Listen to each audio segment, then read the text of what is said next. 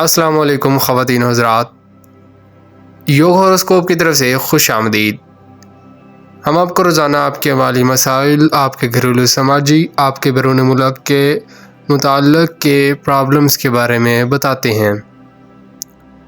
آپ لوگ ہماری ویڈیو آخر تک لازمی دیکھیں اور یوگ ہاروسکوپ کو سبسکرائب کریں۔ آئیے دیکھتے ہیں آج کا دن آپ کے لیے کیسا رہے گا۔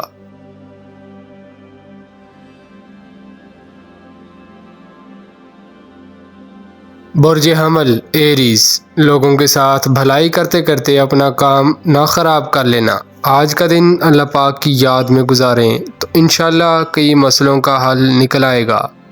زحل کی آج نحس پوزیشن ہے، 4 نومبر تک بچ کر چلنا ہوگا۔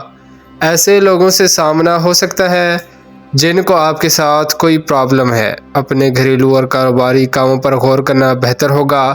شاید کوئی نئی سوچ یا نیا پلان آپ کی قسمت بدل دے، اس لیے بہت گہرائی سے سوچیں۔ امید کی کرن باقی ہے۔ برج ثور ٹورس، یہ دن آپ کو آرام سے اپنے سابقہ کاموں میں وسعت لانے کے لیے بہتر سوچ پیدا کرے گا۔ غور و فکر کرنے سے کوئی نئی راہ متوقع ہے۔ آج کوئی نیا کام یا کاشتکاری کے کام نہ کریں تو بہتر ہے۔ آپ تھوڑی سی کوشش کے بعد انقلابی تبدیلیاں لا سکتے ہیں۔ ہمت کریں، آج نماز جمعہ کے بعد دعا کریں، انشاءاللہ مدد ملے گی۔ برج جوزا جیمنائی، آپ ابھی سے اپنے آپ کو بدلنے کی کوشش کریں۔ پرانی طرز پر چلنا آپ کے لیے فائدہ مند نہ ہوگا۔ کچھ سوچیں، زندگی میں اگلے سال تک بہت تبدیلی آ جائے گی۔ جو لوگ امپورٹ ایکسپورٹ یا آن لائن کوئی بھی کام کریں گے ان کے لیے اچھے مواقع ہیں۔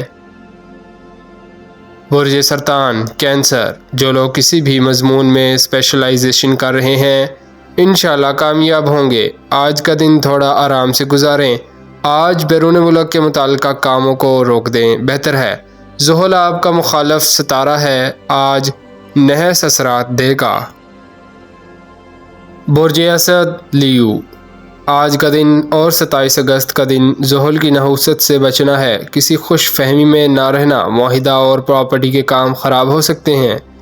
آنے والے وقتوں میں کچھ سماجی تعلقات بنیں گے جن سے آپ کے کاروبار کو بھی تقویت ملے گی انشاءاللہ۔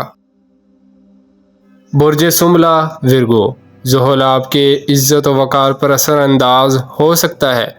وہ کاروباری ہو یا گھریلو، آج کا دن محتاط رہ کر کام کریں۔ نماز جمعہ کے بعد کوئی ذکر کریں تو بہتر ذہنی سوچ سے اپنے مسائل پر غور کریں۔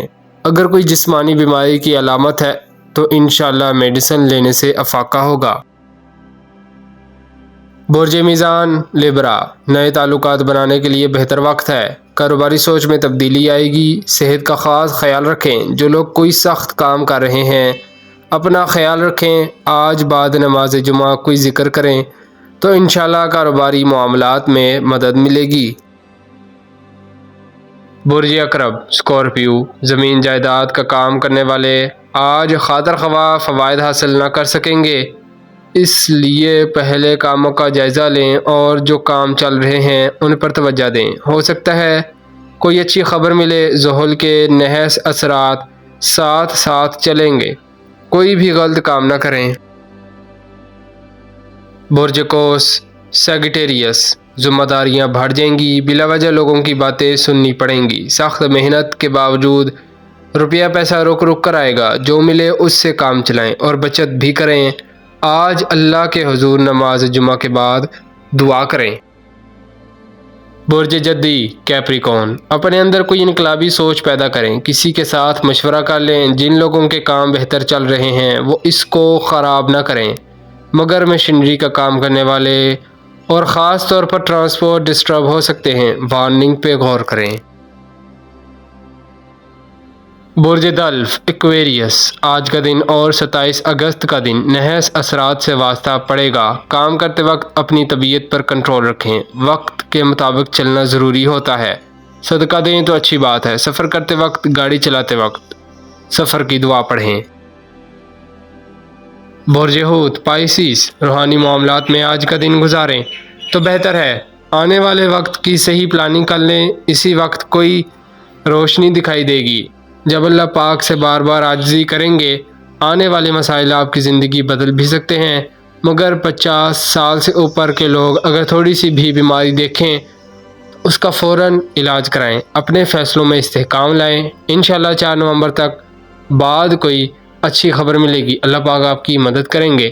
شکریہ، اللہ حافظ۔